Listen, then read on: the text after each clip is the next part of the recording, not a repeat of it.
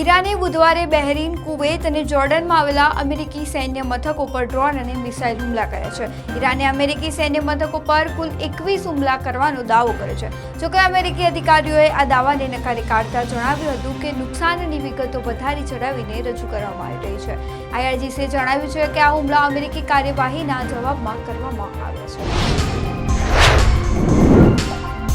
નરેન્દ્ર મોદીએ 10 જૂને સૌથી લાંબા સમય સુધી ચૂંટાયેલા વડાપ્રધાન બનવાનો રેકોર્ડ પોતાના નામે કરી લીધો છે.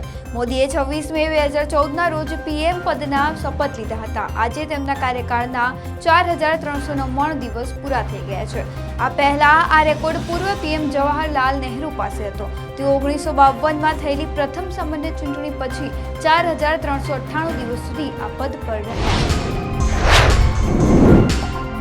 પશ્ચિમ બંગાળ વિધાનસભા ચૂંટણીમાં કારમી હારનો સામનો કર્યા બાદ મમતા બેનર્જી સોનિયા ગાંધીની ઓફર સ્વીકારવા તૈયાર છે.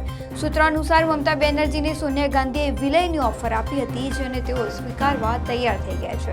જોકે TMC નેતાએ માંગ કરી છે કે મમતા બેનર્જીને રાજ્યભરમાં મોકલવામાં આવે અને રાજ્યસભામાં વિપક્ષના નેતાનું પદ આપવામાં આવે. અમદાવાદમાં વર્ષ 2030માં યોજાનારા કોમનવેલ્થ ગેમ્સ પહેલા અમદાવાદ મેટ્રોના ફેઝ 2ને કેન્દ્રીય કેબિનેટ દ્વારા મંજૂરી આપી દેવામાં આવી છે. PM મોદીની અધ્યક્ષતામાં આજે મળેલી કેબિનેટ બેઠકમાં ફેઝ 2A ને મંજૂરી આપી દીધી છે, જે અંતર્ગત કોટેશ્વર રોડથી એરપોર્ટ સુધી 6032 કિલોમીટર લાંબો નવો મેટ્રો કોરિડોર તૈયાર કરવામાં આવશે અને તેમાં 5 નવા સ્ટેશનોનો સમાવેશ છે. દેશના 16 રાજ્યોમાં મોન્સૂનની ધમાકેદાર એન્ટ્રી થઈ ચૂકી છે, ત્યારે ગુજરાતમાં પણ દક્ષિણ ગુજરાતમાં આજે 1 જૂને વરસાદની આગાહી કરવામાં આવી છે. હવામાન વિભાગના જણાવ્યા અનુસાર આગામી 13 જૂનથી રાજ્યમાં વિધિવત વરસાદી માહોલ જામવાની શક્યતા છે. આ વચ્ચે વલસાડના ઉમરગામમાં અને આસપાસના વિસ્તારોમાં ભારે પવન સાથે ધમાકેદાર વરસાદ વરસ્યો છે. જોકે આ પહેલા આગામી 2 દિવસ સુધી ગરમીનો પારો યથાવત રહેશે.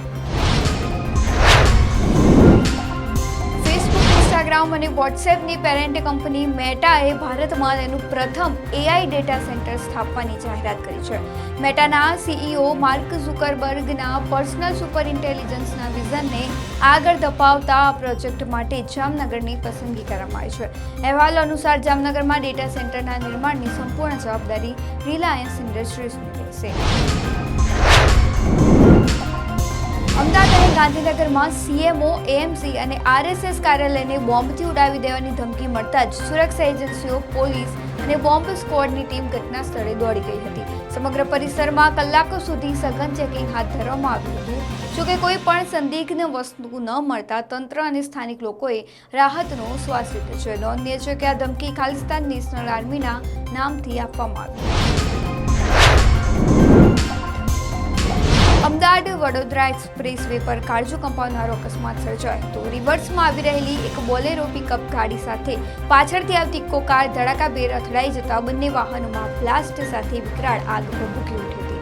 અકસ્માતમાં કાર ચાલક પોતાની માતા, પત્ની અને બાળકો સામે જ જીવતો સળગતા પરિવાર પર આગ તૂટી પડી હતી. રાજકોટ જિલ્લાના ઉપલેટા તાલુકાની સરકારી પ્રાથમિક શાળામાં અભ્યાસ કરતી સિનિયર KGની 5 જેટલી વિદ્યાર્થીઓ સાથે 55 વર્ષીય શિક્ષક દ્વારા કથિત રીતે શારીરિક અડપલા અને યૌન શોષણ કરવામાં આવ્યું હોવાનો ચોંકાવનારો મામલો સામે આવ્યો છે. ફરિયાદના આધારે પાટણમાં પોલીસે આરોપી શિક્ષક દેવાનંદ ડેરાની ધરપકડ કરી આગળની તપાસ હાથ ધરી. પાકિસ્તાને ફરી એકવાર અફઘાનિસ્તાનમાં ઘાતક હુમલા કરે છે. અફઘાન અનુસાર પાકિસ્તાની વાયુસેનાના લડાકુ વિમાનોએ ગઈકાલે રાત્રે અફઘાનિસ્તાનની અંદર ઘૂસીને અંધાધૂંધ બોમ્બમારો કર્યો હતો, જેમાં 11 બાળકો, એક મહિલા અને એક વૃદ્ધ વ્યક્તિનું મોત થયું છે, જ્યારે 14 મહિલાઓ અને બાળકો ઘાયલ થયા છે. પાકિસ્તાનના હુમલામાં ઓછામાં ઓછા 13 નાગરિકોના મોત નીપજ્યા હોવાનો અહેવાલ સામે આવ્યો છે.